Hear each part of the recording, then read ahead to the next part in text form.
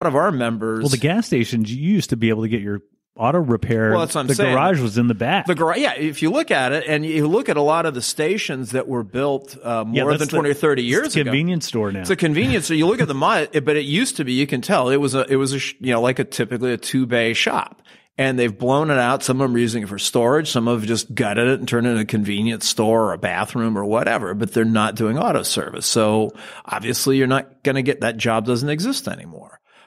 We had a lot of folks that would start work in dealerships, and they do it for 10 or 15 years, and they'd maybe got a little bit of wanderlust and they had a little bit of ambition, so they'd strike out on their own, and they'd find all over Oakland, find some old little brick building, like old 3-bay shop. They'd maybe buy it from some guy who's retiring, hang out their shingle. They'd buy, borrow a few bucks to buy some basic equipment, and boom, they had a clientele and they're in business. And maybe they'd stay in business for 30 or 40 years, get to the point where maybe they even hire a couple of people.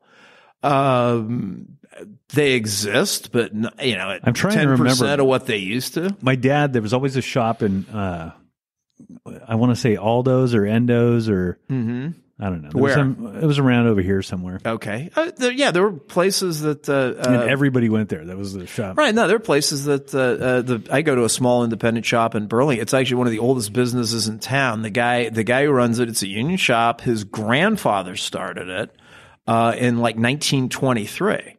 But Gary's in his early 60s. When he hangs it up, that's going to be it. Well, and that's the thing. It's a lot of these. So those type places are going. Yeah, the immigrant kids are going into it. So these older places are going bye. So you would figure that, my God, we'd be in the catbird seat, right? These guys can just write their own ticket, right? But yet, when it comes to the car dealerships, which is where we represent a lot of folks, more and more have been bought up by these big groups. Yeah. The days of the sort of the single point dealer where the owner is like in the front office there, and you see him every day and he knows everybody. Those guys are going away. In the Bay Area, they're almost extinct. So you're saying like it's gotten really corporatized. It's all corporatized. The Van Tiles, the Hendricks, the Sonics, the Auto think even Nations. Berkshire Hathaway's got. Well, Berkshire Hathaway bought Van Tile. Okay, so it's actually that's right. Berkshire Hathaway Automotive. So some of these are public. There's like 6 public companies. But is that a little crazy? Yeah, no, it is. But it's it's a cash cow. So they've got like 90 dealerships. So and they're private, right? Actually, that's not true. Well, it's like an equity firm or no. Berkshire's actually public. Okay, so but the automotive is just one item in that vast umbrella. Yeah. But there are a lot of large private family, it's a family running it, but they're billionaires now because they own like 100 car dealerships. So it's all very corporatized. So you talk to these people, you want to about organizing, and hang on to your hat. You're in for a 2 or 3 year ride.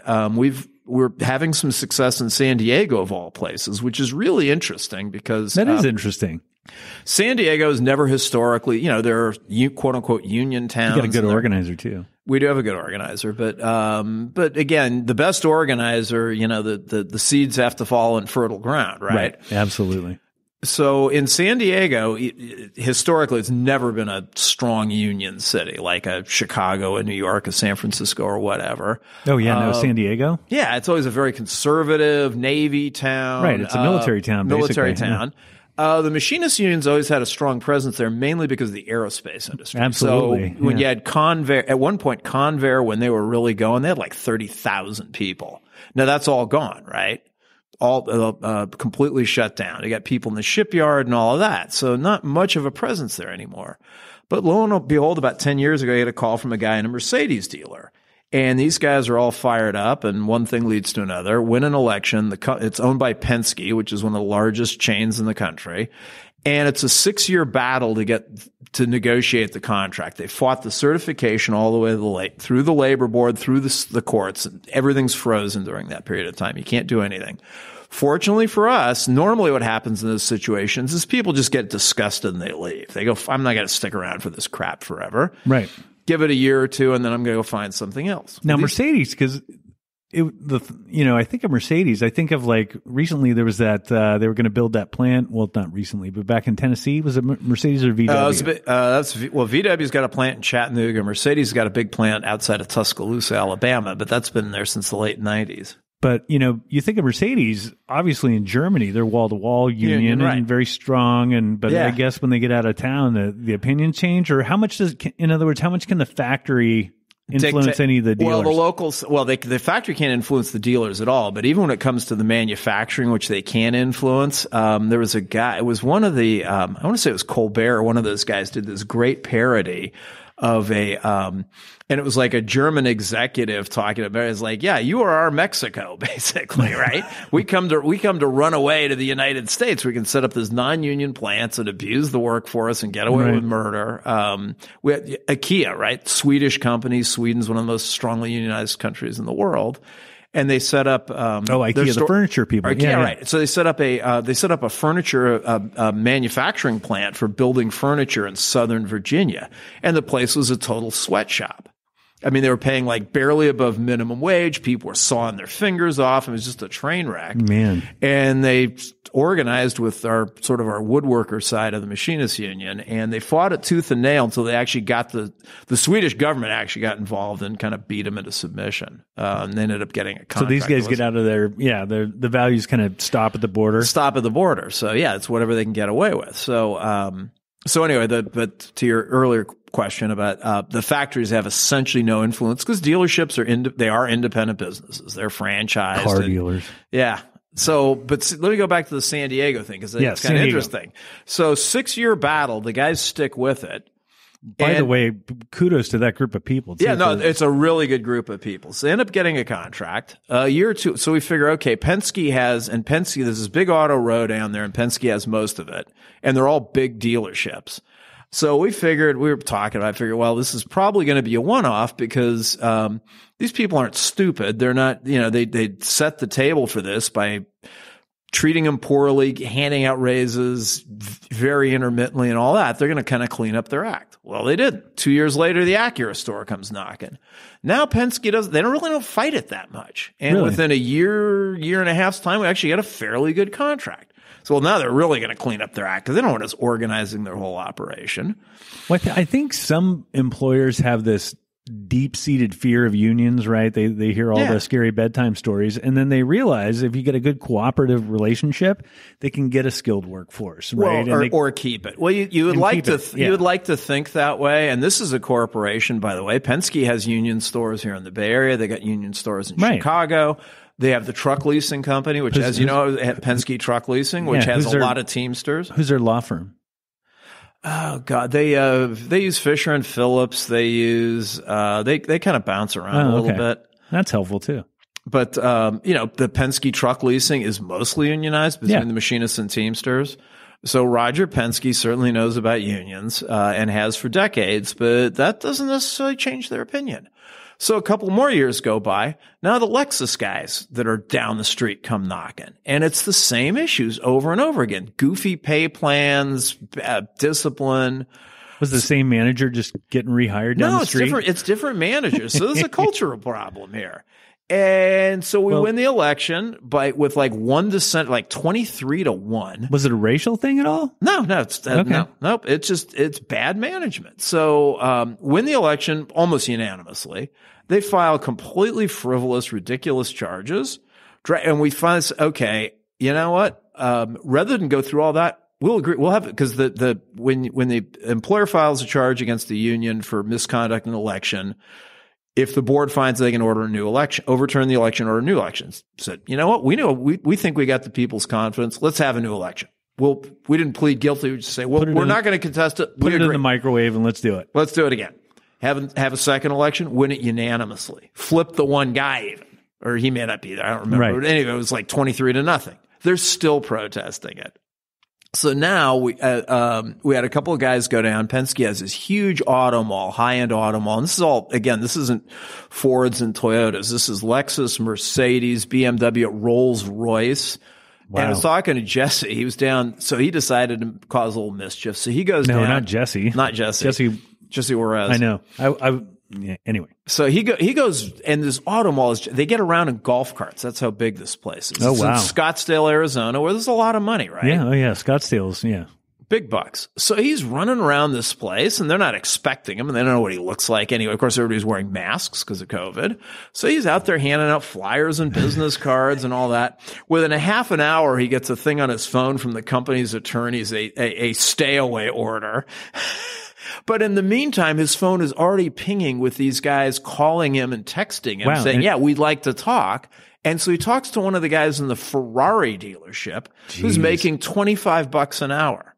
Now, you think about that. You're Mr. Megabucks. That's unreal. In Scottsdale, Arizona, in your $4 million mansion. What's an entry-level Ferrari cost? 130, 150 grand, something like that. So, and the services are outlandish. So this guy, they're probably charging $500 for an oil change, and this poor schmuck's getting, $25 an hour. Right. Are you kidding me? So, capitalism 2020. Probably changed the oil with the oil of, blood of children. Yeah, right.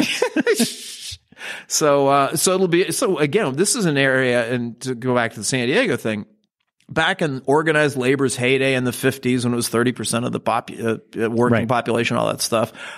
As far as I know, there was no union shops, no union automotive dealers in San Diego. There certainly weren't any at any time after that. The best evidence, not like I've researched it extensively. That's crazy. But actually, the Teamsters tried organizing it was like a Toyota store in Escondido about 10 years ago, and it just fell apart. But, right. So it's like, okay, once a decade, somebody picks up the phone, but nothing ever happens. It's been happening on that. So it's been happening. So they got, 2 places under contract, a third one that if we ever get to the table, we'll get them under contract. And there was substantial interest out of some of the other ones. And they were literally, again, they ignored these people for years. People call the union, and they were literally throwing $5 and $7 an hour raises to people. And again, these aren't people making $100 an hour. Too. I know. I've run into that. They're making like $25, $28 an hour, and somebody offers you a 25% raise. No, I've run into that, and it's pretty disgusting actually. That when an employer, you think about it. Oh, great, they're throwing $4 an hour at these people, but they've been withholding it for so long. Yeah. Until somebody made them do it. Right. Yeah, it's unreal. We did that at Mercedes of Pleasanton. They built a probably $30 to $40 million new store. They after the recession, and I'm sure we weren't involved with it at the time, but I'm sure their business got hit like pretty much everybody else, 2008, 2009. They cut off the 401k match, and they froze wages and all that stuff. Well, they didn't, the wages were still frozen in 2014. So 6 years later, when somebody finally called us, it had enough, let's organize. Okay, we win an election. A 3-year battle with them. And in the meantime, they're wanting to hand out $8 raises to some people. We had wage and hour violations. Which, by the way, it's hard to not take that kind of money. Take that money and fuck everybody. Yeah. Which is what ended up happening. We found these wage and hour violations, educated everybody on it, told the employer that it was going to be, this is probably going to run them about 80 grand a pop. So, maybe we ought to sit down and negotiate seriously. And literally while we were traveling to a conference on the East Coast, to land in Newark Airport, and phones blowing up. And they had gone out, and we'd met with them met with the employer the day before. They had gone running out into the shop, called people in one at a time, said, we found a mistake on your pay, and we've got a check for you. We just need you to sign this release. So they were paying people between $20,000 and $40,000 to sign a waiver of any future, claim. Yeah. Claim. And so somebody doesn't know any better. Where do I sign? Yeah. So guys, hey, congratulations on your 40 grand. If you'd actually stuck around or asked a question beforehand, that you could have doubled your money because you were actually entitled to 80. And they blamed us rather than the employer. That's always anything bad happens. They always blame the unions. Yeah. And we're here. I'm interested, and maybe you want to talk about it, maybe you don't, but Tesla, what's the deal with Tesla? Because it seems to me in California that, I don't know, or anywhere, there's nobody more anti-union than Tesla. Yeah, Tesla. Yeah, I think Musk is one of those species of what a weirdo, dude. Yeah, well, he's weird, but above sort of this, it appeals to the sort of the limousine liberal set that we got to holier than thou in the environment, and hey, I like Hey, I like we all air. love, I like air as much as the next guy. I like electric cars too. Raise my hand. You know? Yeah, but so it's like, okay, that's but they drag people out of that factory. Yeah, all the time. The factory. I mean, think about the impact on the workforce, the people building it, as well as on the environment. I mean, I think he's of that, kind of the mentality. I mean, I'm sure he would blanch at the comparison, but like in the Soviet, when they're building the Soviet Union, well, you need to sacrifice your body for the greater good